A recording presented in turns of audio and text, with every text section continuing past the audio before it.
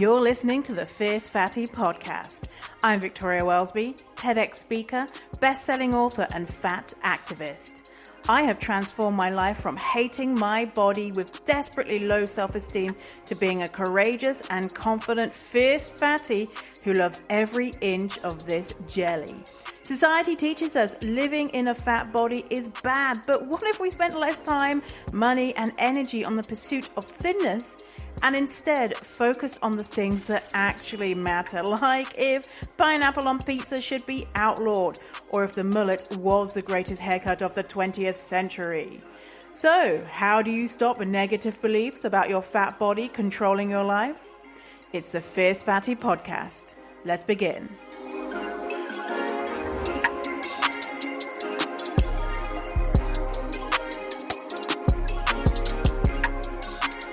Welcome to episode 2 of the Fierce Fatty Podcast. I am your host, Victoria Welsby, and in this episode, we are talking about my story. So let's get into it.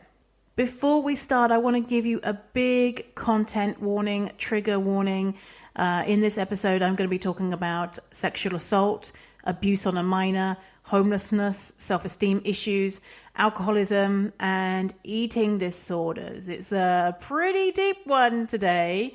So this is my story of how I went from meek and mild, hating my fat body, being a total doormat with shitty jobs, loser boyfriends, and an all-round sad existence, into a confident and courageous fierce fatty who, loves her body unapologetically. I'm a relaxed around food, best-selling author, TEDx speaker. I have my dream job teaching this stuff. So I went from one extreme to the other. So if you want change and you want to get from A to B, maybe hearing my story might show you how. So, yeah. You might have wondered where this weird accent is coming from. I am a Brit. I was born in a place called Peterborough, which was voted, so proud, the worst city in the UK to live. Oh my God, dreams do come true. So I lived there. I was brought up there, and I lived in a council estate, which is, for those who are not British, it's not a nice place to necessarily be. Well, my version of the council estate wasn't a nice place to be. So the council being the government, so it's kind of government housing grouped together. And I lived in a really dangerous area where there was a lot of crime, and we lived in poverty. My dad was an alcoholic, and from the age of somewhere in his 40s, he stopped working because of his alcoholism. He nearly died because of his alcoholism, but fortunately he got a liver transplant, and then he died a couple of years ago, so unrelated to alcoholism. But we had that to deal with. My mum worked in a corner store, and so we survived on her part-time wages, probably minimum wage, from a corner store. So we're very poor. And because we were poor, we didn't have the abundance of food that we necessarily needed. On top of that, my mum was very diet, culture, mindset oriented. You know, like, don't eat too much of that. We don't want to be fat. She would say things like she was the fat sisters of all of her sisters, and she's not fat. None of them are fat. She's a very small and petite woman.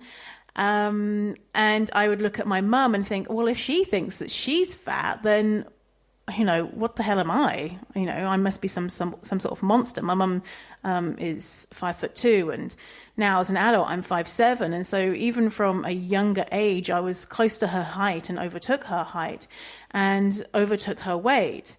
So the beliefs that she had about her body really drilled down into my brain that my body, if she wasn't happy with her body, then my body was really wrong. I developed because of this, literally not having access to food, and when we did have access to food, it was kind of like, well, don't eat that, and you're greedy and you want all the food. And I developed eating in secret. And so I would sneak food because, it was so shameful that I desired food. But holy shit, how could I have not desired food? One, I was a human being. And two, I was being physically denied the food because we didn't have all of the food that we wanted, and mentally because anytime I wanted to eat all the food, then it would be shame around that.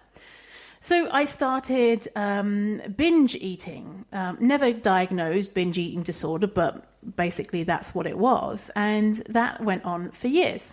And that increased my feelings of low self-esteem and thinking that I was out of control and greedy and just this horrible human being.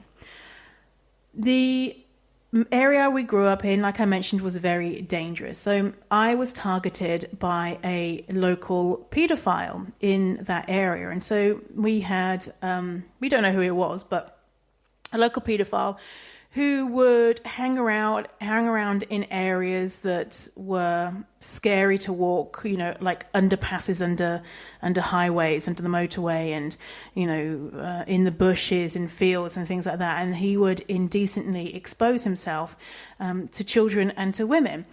One day he did that to me just out on the street, and then he came to my back garden and would watch me playing and indecently expose himself to me there. So it made my house, it was already dangerous in that area, but it made my house very, very dangerous. And I was a terrified child. I really, after that experience, and it wasn't just one experience, it happened a few times, I couldn't be alone in a room on my own. I couldn't go to the toilet on my own. My mum had to be there with me everywhere because I was terrified. So this happened when I was maybe 7 years old. I don't know how this happened, but my mum managed to get me into therapy. How the hell that happened in the time, in the 90s, early 90s, to get me into therapy is just a freaking miracle, because, that's never heard of. And luckily, through cognitive behavioral therapy, I learned how to overcome that fear. I grew braver and I was able to get back to my normal self. So that was a really useful tool that I learned about overcoming fear, which I have used throughout my life about, this overwhelming fear that I had, like seriously, to the point where I couldn't go to the toilet on my own. Like imagine fear that big. To break that down into the tiniest little steps and be able to move forward through that made me learn from a really young age that I could overcome anything. So that was a beautiful lesson I learned from that. So my mum's Irish. She wanted to go back to Ireland, where she's from. She had a car accident and she managed to get some money because she got brain damaged from this car accident. She didn't have a car. She was on a bike. Someone opened their passenger door and she went over. She wasn't wearing a helmet. And so she got some insurance money. And with that money, she wanted to get out of this scary, awful neighborhood and move back to Ireland, where she's from. At this time, I was 16 years old and I didn't want to go because I had my friends and this is all I knew. And I'd been to Ireland many times, and it wasn't an enjoyable experience to be in Ireland because it was very religious with my family, very, shamey in different ways. If you weren't behaving in exactly, a perfect Catholic girl sort of thing. And it was in the countryside in the middle of nowhere. And so I was like, no way, I want to hang out with my friends and, go to clubs and stuff like that. We would go to clubs at age 16, age 15 even.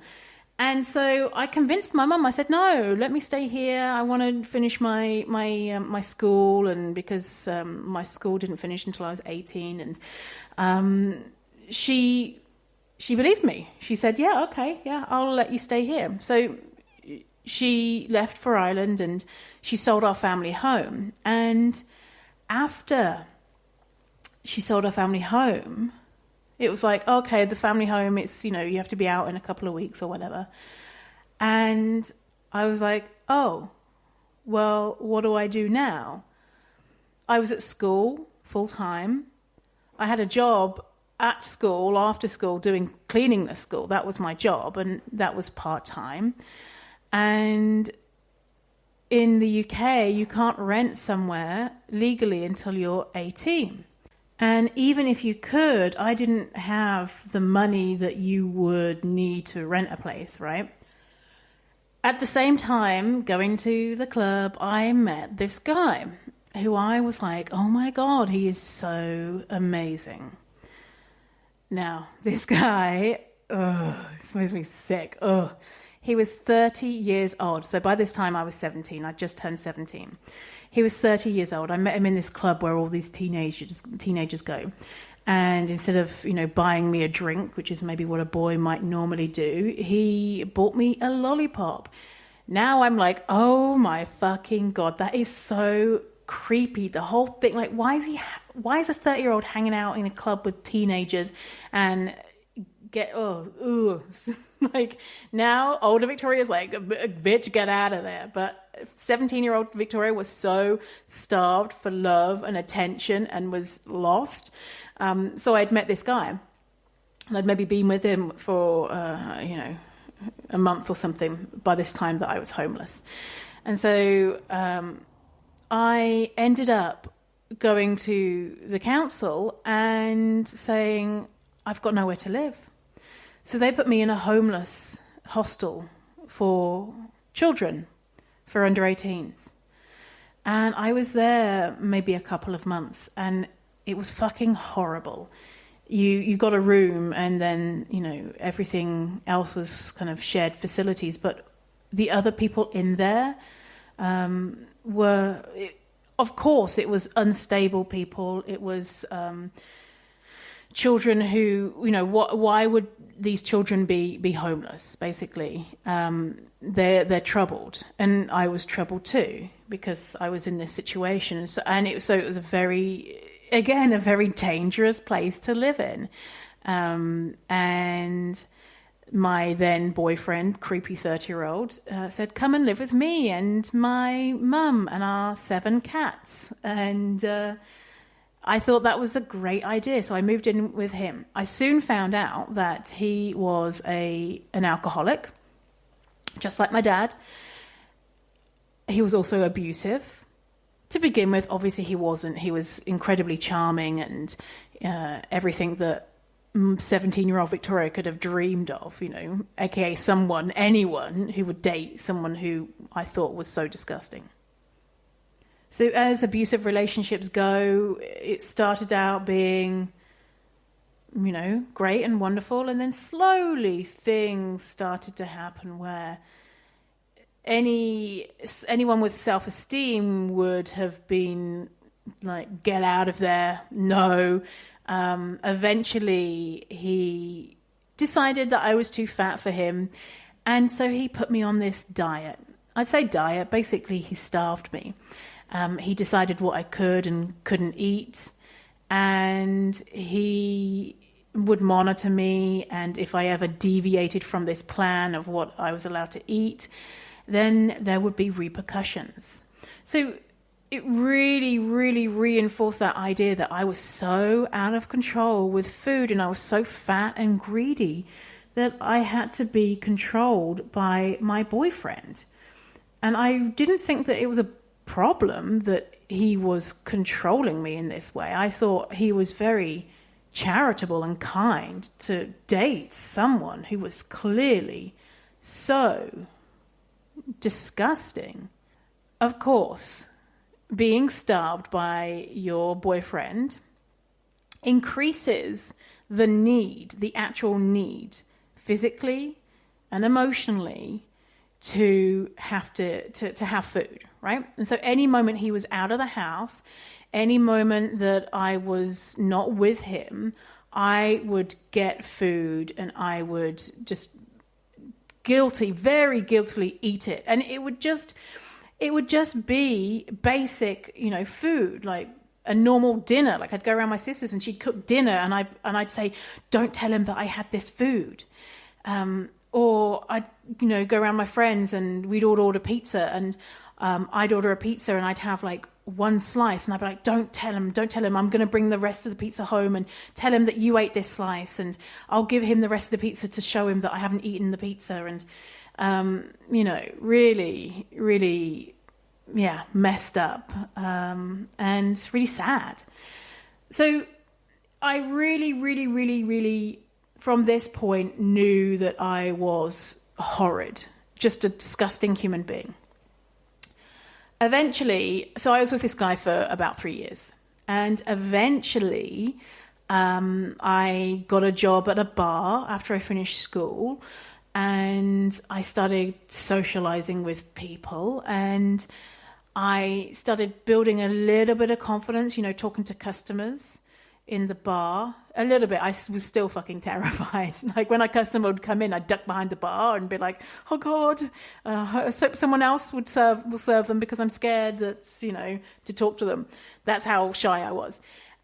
Who knows I ever managed to get any job at all, because I was really, really, really shy.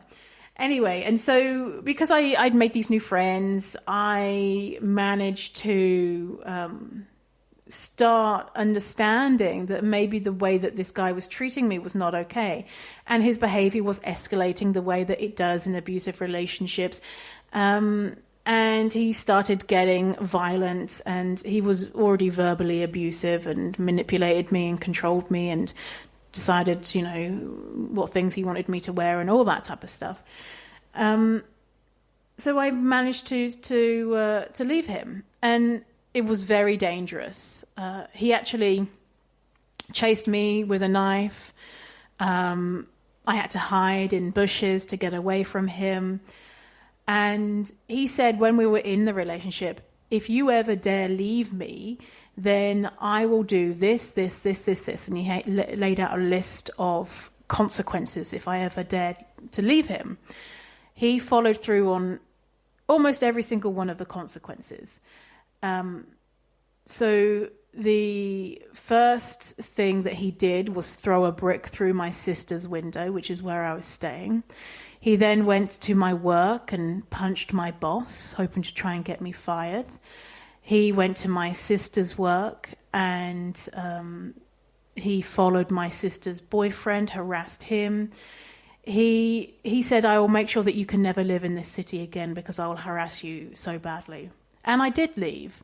And that was because it wasn't safe for me in that city. But that was a few years coming. Anyway, he must have found a new girlfriend or whatever, but he eventually gave up. I got a restraining order against him, and even though I got a restraining order against him, he still broke that restraining order, would come to my place of work, would contact me. But the police wouldn't do anything. They'd say, well, we can't prove that he went to your place of work to see you. It's like, yeah, he was. But like I say, he must have got a new girlfriend because he eventually gave up.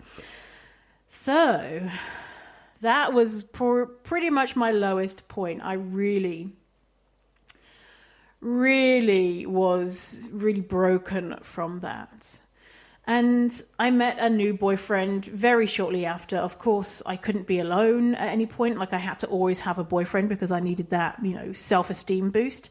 I met another guy who was a nice guy, just an average guy. And the way that I would behave around him was, he was like, what is wrong with you? I would be so terrified of him.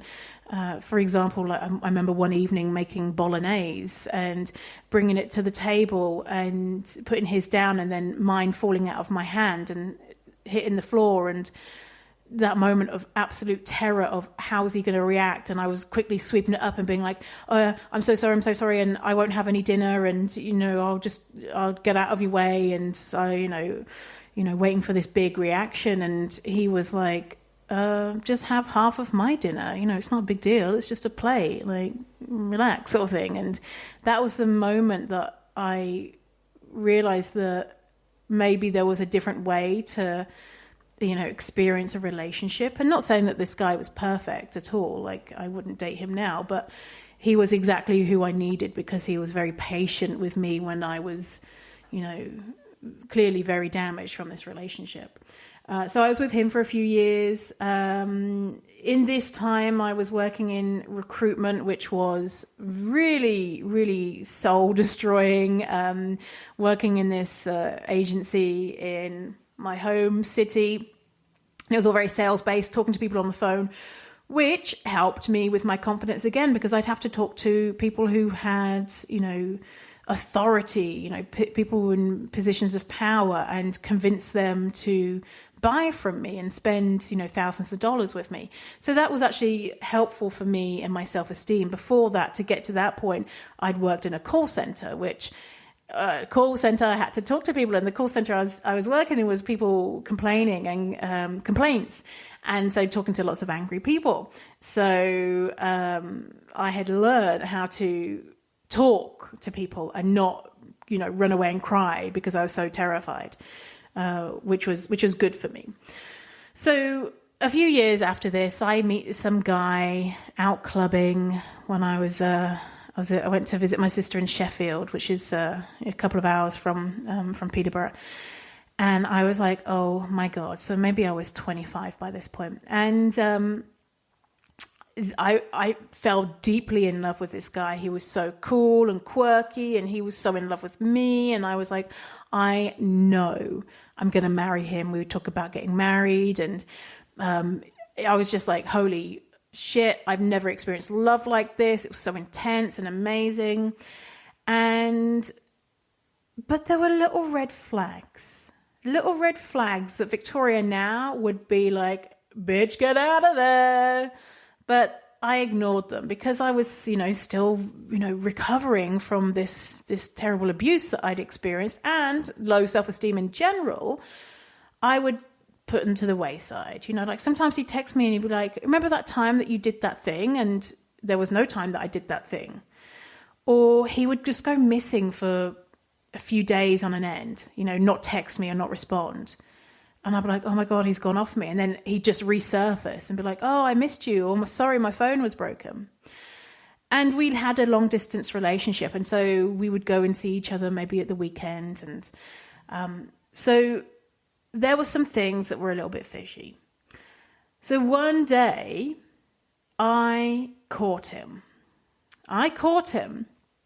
With 3 other girlfriends. And these were proper girlfriends. These weren't like flings or something. So I was girlfriend 3 in a 4 girlfriend situation. Us having this long distance relationship, he was able to spend time with these other girls. First girlfriend number 1, he actually bought a house with her. Girlfriend 2, he was in a long-term relationship with her. I had been with him for 9 months at this point, and then he had just started with girlfriend number 4, also a long-distance relationship. Girlfriend 1 and 2 were in his city, so obviously he'd worked out he couldn't have people in his city. Girlfriend 1 and 2 and me, girlfriend 3, we got together and became friends. We reached out to girlfriend 4 and said, hey, this guy's cheating. And she said, no, I don't believe you. He's a great guy. And da, da, da. Even though we said, oh, here's all the evidence. She was like, no. So hopefully she worked it out, but she wasn't interested. It was so interesting to meet, spend time with these other women, because they were so smart and funny and gorgeous and accomplished and cool and quirky. And then I looked at myself and I was like, oh, what is he doing with me? We took a picture together, actually. I'll put it on, the show notes. I'll put a picture of us 3, girlfriend 1, 2, and 3 together. And I'm so thankful that this happened because he was such a scallywag. And he was, cheating. He wasn't doing it out of the kindness of his heart. He wasn't dating me because he was a good guy, He wasn't dating me to be charitable, which is what I thought other guys were doing. They were dating me as a favor. They were doing charity work and, dating this poor fat girl, He was dating me because I too was smart, funny, quirky, beautiful, gorgeous, sexy, desirable. And looking at the other girlfriends, I was like, wow, I can see that they are those things. And clearly, theoretically, I too am those things. It's not like he dated, a girlfriend 1, 2, and they were great. And then he was like, oh, fuck it, I'm just going to date some complete loser who I find physically disgusting. No, he was being selfish and he wanted someone he also found attractive. So that's when I realized, okay, man, something's going on with my brain. I've dated, I had terrible dating experiences. I hate my job. I hate where I live. I cannot believe that I am acceptable being this weight. Something needs to change. And I need to work on my brain because this ain't working for me. And it's not fun. So this was kind of my turnaround point. This is my epiphany. I, from there, moved to Canada. My sister was in Canada. She said, oh, fuck, you got nothing to lose. Why not come and stay in Canada for a bit and see how it goes? So moved to Canada. And my planned 6 months turned into 10 plus years. And Vancouver in Canada is my home. And I started therapy. I knew that I had to fix what was going on in my mind. So I started therapy. Still am in therapy to this day because therapy is amazing. And I'm very privileged to be able to do it. When I first started out, I didn't have any money. And so I managed to find free resources in regards to therapy, different places that would give free therapy. And I was able to work on my mental health that way. But still, after years of therapy, I still wanted to be thin. I just couldn't shake this feeling of wanting to be thin. I was just like, oh man, I've turned my life around. I got, better jobs and better relationships, and I'm just feeling great all around, but why can't I just be thin? I'm so accomplished in all the different areas there are.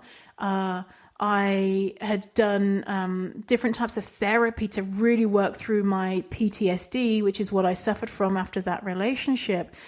And I was, my life was great, but I just couldn't fix this one thing. And the one thing is being thin. I didn't know that it was the wanting to be thin. It was the being thing. Like, why couldn't I be thin?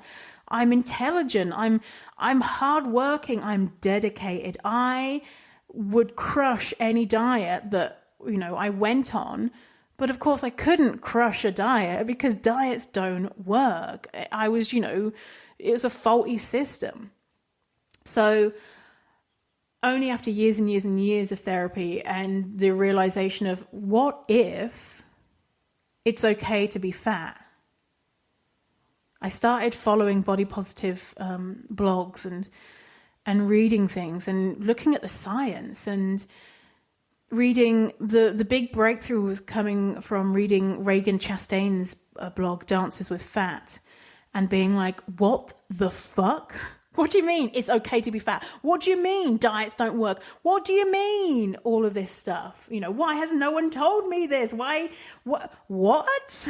If only I had known so many years ago that this was the truth, that it's okay to be fat. In fact, it's beautiful. All different body types are beautiful. It's interesting. It's visually interesting. Fat bodies. Oh, they're so sumptuous and gorgeous. And many people have a preference for fat bodies. The guys who were dating me all through this time weren't dating me to be charitable. They were dating me because I was fucking gorgeous and also had an amazing personality and was resilient and kind and funny and intelligent and all of those things. But I didn't realize it. Because of this and this really, really long journey of working out all of the different things that I needed to do to help my mental health to overcome my rampant internalized fat phobia, I have now made it my life's mission to tell everyone, hey, it's okay to be fat. And because you're fat, you do not have to accept less than.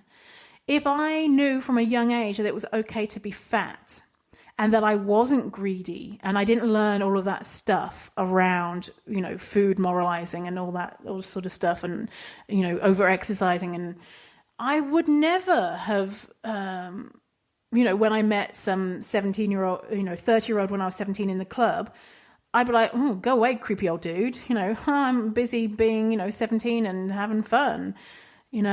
Maybe I would have gone to Ireland with my mum. Who knows? Maybe if my mum wasn't, who knows?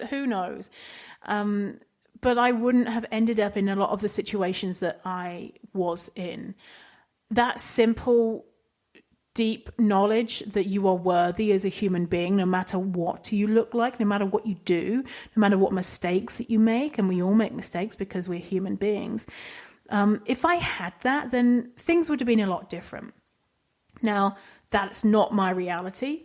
And actually, today, I feel very thankful that I got to experience those things, because now I'm so deeply passionate about sharing this message with the world. So other people who are maybe somewhere along the story that the same story of me, maybe not the same extremes of homelessness and abuse and all that type of stuff, but somewhere, not accepting, the best relationships and having crappy jobs and just being, walked over and feeling like a doormat and not wearing clothes that they want and scared to wear a bikini and all that type of stuff. They can hear this message and be like, what? And have that same epiphany moment that I had years ago, where it's like, what do you mean it's okay to be fat? No one's told me this. I want to be telling everyone. And I want you as a listener to be also sharing this message with people in your life, if you're able to, and saying, yo, did you know that it's okay to be fat? And hey, we don't always have to be on a diet. And in fact, diets don't work. And what an incredible world that would be if we could live in a place where little girls, little boys, children of any gender know that their body is okay. What beautiful things could their lives turn into because of that? So that's why I do what I do. And now, because I have this deep sense of worthiness, I have confidence. Now, when I say confidence, a lot of people think arrogance. Some people might think I'm arrogant, but I know that I'm an incredible person. I also know that I'm a deeply flawed person, because I'm a human being. I'm not 100% good and I'm not 100% bad. I'm just a human being. But I'm also worthy of love and respect from everyone around me. And if I don't get it, then I put boundaries in place and I look after myself, because I am precious. And not only am I precious, everyone is. And it doesn't matter if you are fat or thin, you're still precious and worthy. So because of my newfound confidence, I would do things like change up who I was dating. I'd start spotting red flags and be like, no, see you later. And I would ask for pay rises. So I remember one time in my job, I asked for a pay rise, and my boss was this very conservative American guy. I was like, can I have a 2K pay rise? I was thinking, I'd worked there for a couple of years and got a pay rise. And I remember very clearly him saying, Victoria, you're not worth 2K more. You're lucky you even have a job. And kind of went on a rant of, in this economy, blah, blah, blah. And I listened to him, and this is when I really knew my confidence, or the work that I've been doing on my confidence, was paying off, because I was listening to him, watching his mouth move, watching him being so certain that he was right in his opinion. And, he was right in his mind. He was right that saying that I wasn't worth 2K more. And I wasn't internalizing what he was saying. I was just like, that's your opinion. That's not a fact. And so I went out and I got someone else's opinion. I got other companies' opinions. And he was right. I wasn't worth 2K more. I was worth 12K more, which is what I did as I got another job within a couple of weeks, paying me 12K more. So old Victoria would have heard him say, you're not worth 2K more. And I would have just been like, I wouldn't have even asked for 2K more. I would have just settled in this job that I really hated. But new Victoria was able to understand that what one person thinks of me is not the truth. I can decide. I have control about the narrative that's going on in my mind. And I continued with this, like all these little steps of bravery. Like at the time, they were just so overwhelming. Now I wouldn't think twice of being like, give me some fucking money, bitch. You know what I mean? But at the time they were massive, and all these little steps and big steps turned into even bigger things. So wearing a bikini and filming myself and putting it online. And I was like, oh my God, this is so scary. And then doing a TEDx talk where I take my clothes off at the end. If you haven't seen it, go find it. Look at TEDx and Victoria Wellesby. And yes, I take my clothes off at the end. It's amazing. Shake my fat titties all over the place. And wrote a best-selling book. And really, I don't give a fuck what other people think of me in regards to their negative opinions. And really, positive opinions about me is lovely, but it doesn't mean anything about me. It means something about you. What you're thinking about me is a reflection of you, right? You know, so someone who has high self-esteem, who feels great, is not going to be saying mean shit on the internet, right? All the troll comments I get. I'm not like, that's a well-balanced person. That person who's telling me that I'm a disgusting human being and I should die, they're not happy. So, but if someone is, thinking good thoughts about me, it's probably because they have good thoughts in their brain about themselves. So I wanted to tell you my story because I wanted to show a kind of dramatic version of going from someone who was terrified to talk to other people who, experienced these things because I thought that I wasn't good enough, into the extreme version of, flopping my tits out on a TEDx stage and not giving one single flying fuck if people thought that I was unattractive. And so wherever you are, you can do it too. You can. There's a process that I have developed through all these years of therapy and all of this, body positivity and fat positivity that I've been exposed to, that helps you get from A to B. It's called the FIRST framework. And we're going to be talking more about that in upcoming episodes, about the different things that you can be doing. But I just want you to know that it is possible. It is possible. It doesn't matter how many years you have been hating your body. It doesn't matter if you are 90, 100 years old. It can change. It doesn't matter if you really, have a deep, deep hate for yourself. Of course it matters, but what I'm saying is that it can change, right? No matter what dark hole you're in right now, or maybe you're coming out of that dark hole. It just takes one step in front of the other, doing things that sometimes are scary and pushing yourself and surrounding yourself with messages like this message that I'm sharing today. So just by listening to this podcast today, you're taking another step forward to submerging yourself in fat positivity and knowing that it's possible. And, anything is possible for you. Really, really anything is possible. So that's my story. I hope you got something from sharing this. If you did, please let me know. Reach out to me if my story resonated with you in any way. And because I know you're the type of person who wants to share this message with the world, then please share this with your friends.